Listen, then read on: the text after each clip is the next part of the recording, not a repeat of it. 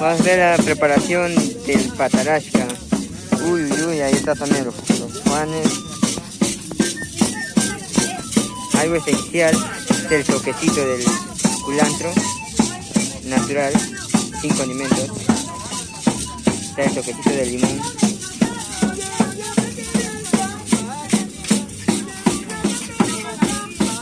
Wow,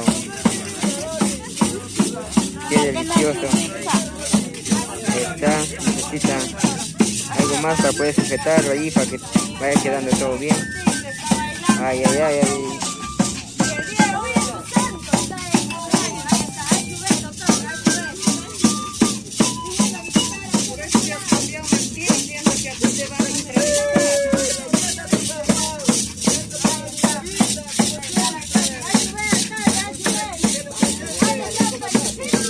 Y aquí han llegado las visitas, está disfrutando de la fiesta.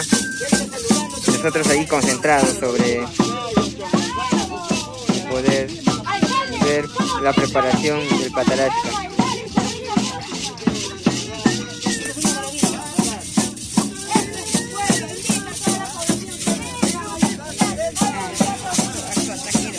El papo, el barbón.